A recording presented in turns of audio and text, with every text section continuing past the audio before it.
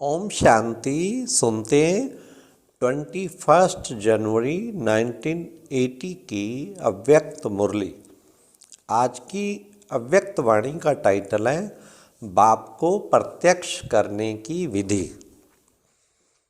आज की मुरली में बाबा ने बच्चों का डबल प्रूफ कौन सा है, बाबा ने आज की मुरली सारी प्रूफ पर, भिन्न भिन्न प्रकार के प्रूफ। फिर बाबा ने कहा असंभव को संभव होने वाली कौन सी बात है, वो भी प्रूफ, प्रत्यक्ष प्रमाण की कौन सी बात है। फिर तीसरा परमात्मा ज्ञान का प्रूफ कौन सा है। फिर संगम युग की विशेषता क्या है। और लास्ट बाबा ने कौन सा गीत गाने से झुटके और घुटके समाप्त हो जाएंगे। तो अब सुनते हैं 21 जनवरी 80 की मुरली, बाप को प्रत्यक्ष करने की विधि। आज बाप दादा परमात्म ज्ञान के प्रत्यक्ष रूप अर्थात प्रैक्टिकल डबल रूप बच्चों को देख रहे हैं। श्रेष्ठ ज्ञान का प्रूफ है श्रेष्ठ जीवन।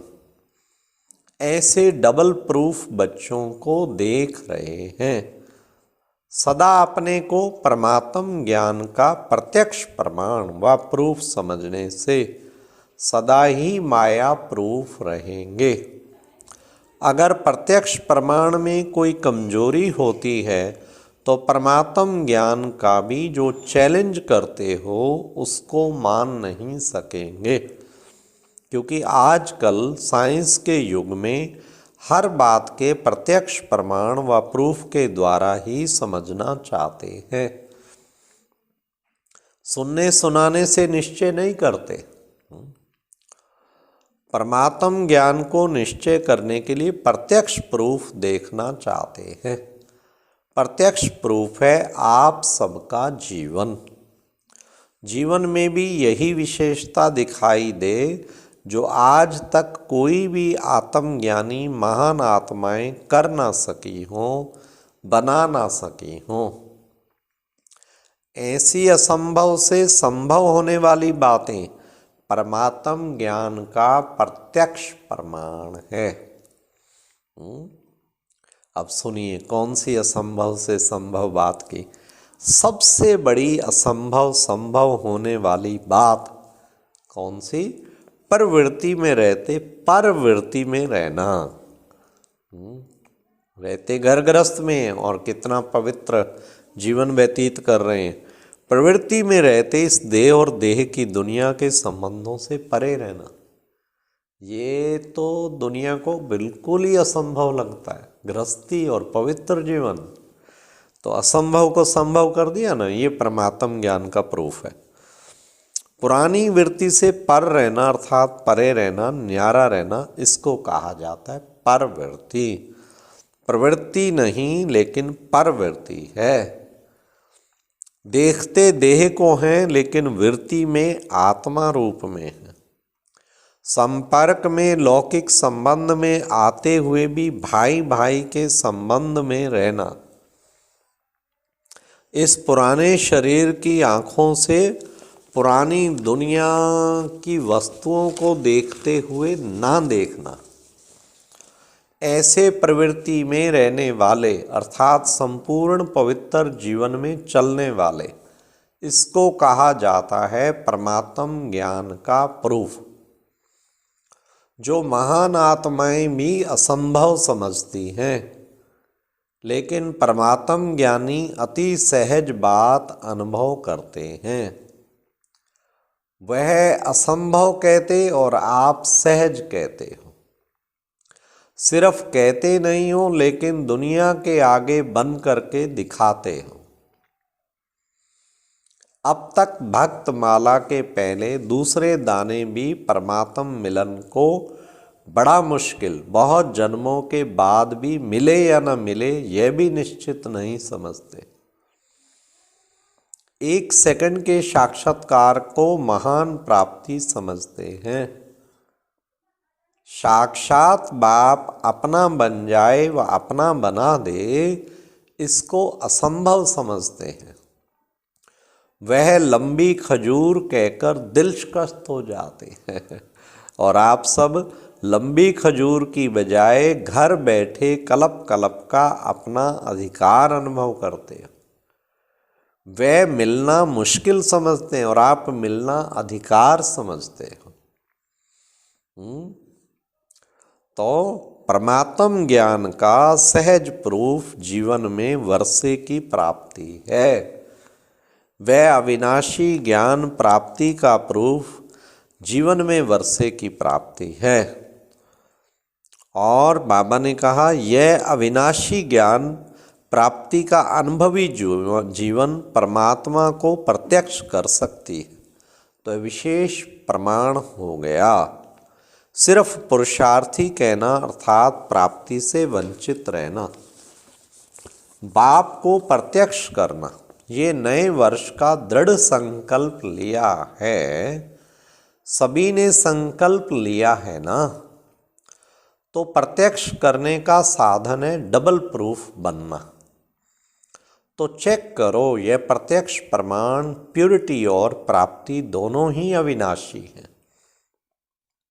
अल्पज्ञ आत्मा अल्पकाल की प्राप्ति कराती हैं, अविनाशी बाप अविनाशी प्राप्ति कराते हैं। परमात्म मिलन व परमात्म ज्ञान की विशेषता है ही अविनाशी। तो अविनाशी है ना, आप कहेंगे पुरुषार्थी हैं, लेकिन पुरुषार्थ और प्रत्यक्ष प्रारब्ध यही परमात्म प्राप्ति की विशेषता है।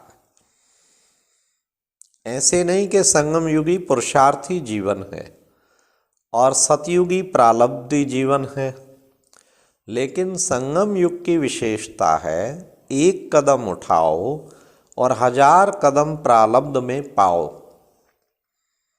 और कोई भी युग में एक का पदम गुणा होकर मिलने का भाग्य है ही नहीं। यह भाग्य की लकीर स्वयं भाग्य विधाता बाप अभी ही खींचते हैं, ब्रह्मा बाप द्वारा।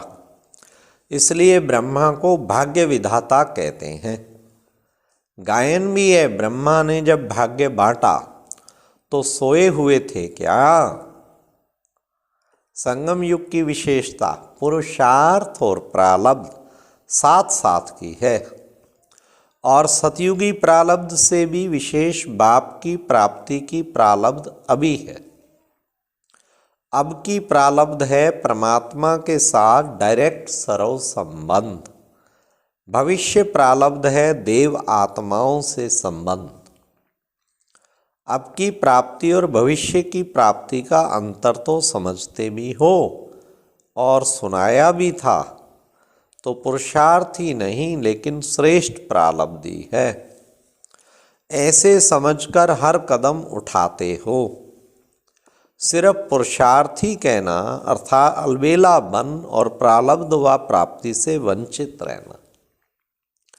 प्रारब्धि के रूप को सदा सामने रखो। प्रारब्ध देखकर सहज ही चढ़ती कला का अनुभव करेंगे। संगम युग की विशेषताओं का सदा स्मृति स्वरूप बनो तो विशेष आत्मा हो ही जाएंगे। फिर बाबा ने विशेष कहा, चलते चलते कई बच्चों को मार्ग मुश्किल अनुभव होने लगता है। कभी सहज समझते तो कभी मुश्किल समझते, कभी खुशी में नाचते हैं तो कभी दिलशकस्त हो बैठ जाते हैं, कभी बाप के गुण गाते और कभी क्या और कैसे के गुण गाते हैं, कभी शुद्ध संकल्पों के सर्व खजानों के प्राप्ति की माला सुमरण करते और कभी व्यर्थ संकल्पों के तूफान वश मुश्किल है यह माला सुमरण करते हैं। कारण क्या? सिर्फ पुरुषार्थी समझते हैं, प्रारब्ध को भूल जाते हैं। छोड़ना क्या है उसको सामने रखते हैं और लेना क्या है उसको पीछे रखते हैं, जबकि छोड़ने वाली चीज को पीछे किया जाता है, लेने वाली चीज को आगे। कभी भी लेने समय पीछे हटना नहीं होता, आगे बढ़ना होता है। लेना स्मृति में रखना अर्थात बाप के सन्मुख होना।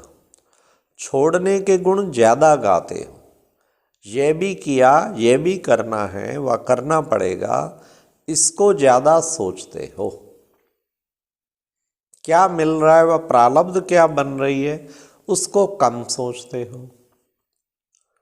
इसलिए व्यर्थ का वजन भारी हो जाता है, शुद्ध संकल्पों का वजन हल्का हो जाता है। तो चढ़ती कला की बजाय बोझ स्वतः ही नीचे ले आता है, अर्थात गिरती कला की ओर चले जाते हो। पाना था सो पा लिया, यह गीत गाना भूल जाते हो। यह एक गीत भूलने से अनेक प्रकार के घुटके खाते हो। गीत गाओ तो घुटके भी खत्म, तो झुटके भी खत्म हो जाएं। पाना था सो पा लिया, ये गीत बाबा कहते हैं, ये सदा याद रखो। हाँ, जैसे स्थूल गीत भी आपको जगाता है ना, यह अविनाशी गीत गाते रहो, हर वक्त दिल से लगे पाना था सो पा लिया। पाना था सो पा लिया और प्राप्ति की खुशी में नाचते रहो। नाचते रहो तो घुटके और छुटके खत्म हो जाएंगे। ऐसे डबल प्रूफ प्रत्यक्ष प्रमाण द्वारा बाप को प्रत्यक्ष करेंगे। यह है प्रत्यक्ष करने की विधि। तो चलते फिरते प्रत्यक्ष प्रमाण रूपी चेतन संग्रहालय रूप बन जाओ और चलता फिरता प्रोजेक्टर बन जाओ।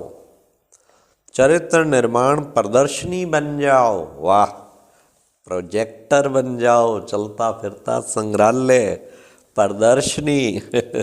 तो जगह जगह पर प्रदर्शनी और म्यूजियम हो जाएंगे। तो 60,000 ब्राह्मण, 60,000 चलते फिरते प्रदर्शनियाँ म्यूजियम हो जाएं तो प्रत्यक्षता कितने दिन में हो जाएगी। अच्छा, ऐसे सदा खुशी में नाचने वाले, प्राप्ति के गीत गाने वाले, प्रत्यक्ष फल को अनुभव करने वाले, अपने को प्रत्यक्ष प्रमाण, बाप को प्रत्यक्ष करने वाले, ऐसे डबल प्रूफ श्रेष्ठ आत्माओं को बाप दादा का याद प्यार और नमस्ते। तो ये थी आज की मुरली। कितना सुंदर बाबा ने कहा, चलते फिरते म्यूजियम प्रदर्शनी बन जाओ और डबल प्रूफ, माया का भी प्रूफ और श्रेष्ठ जीवन का भी प्रूफ।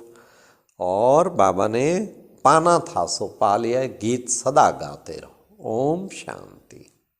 और अब यह एक बहुत अच्छी वीडियो भी जरूर देखें।